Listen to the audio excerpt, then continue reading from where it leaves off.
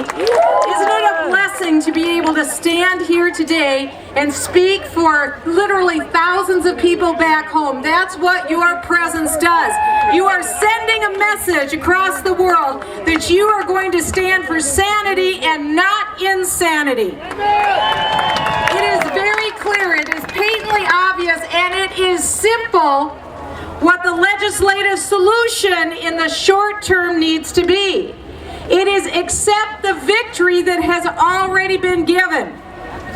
You see, the federal law states that if Barack Obama failed to give every part of the Iranian agreement to this Congress, and the language actually says including side deals, if he failed to do that by July 19th, well then the sanctions stand.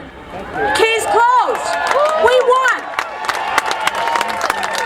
What we need are Republican leaders who will not be complicit with a lawless president, and we need them to go to the microphone today and tell the American people that President Barack Obama failed to deliver in the legislative short term, and therefore the sanctions stand. End of story. Let's move on to the next event. Okay, that is short term. The reason why we are all here today is because of the long term and the present reality. When you have the leading terrorist of the world stating today that within 25 years the Jewish state will no longer exist, as I've said before, when a madman speaks, you listen.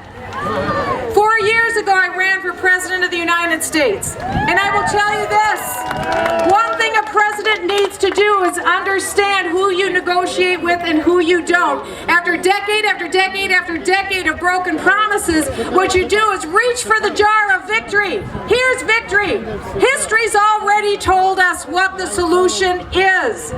Very successfully, when a rogue nation has tried a nuclear program, it was eliminated in Iraq, in Syria. When we eliminated, when the program was eliminated by Israel in Iraq, within several days, Muammar Gaddafi, the head of Libya, called our White House and said, hey, I don't want that to happen to me. Come over and get my nuclear program. I surrender. That's what bad guys do. And so, as President of the United States, were I there or would any sane person be President of the United States, this is not tough at all.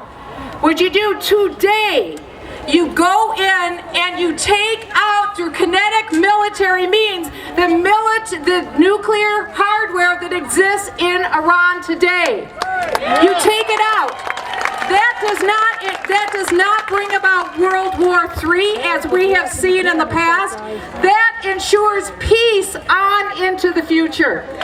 You see, by Barack Obama giving $1 trillion over 10 years to the world's leading terrorist, what he is doing is fulfilling the aims and goals of that terrorist, where the president realizes they're not. He is fulfilling Islamic jihad.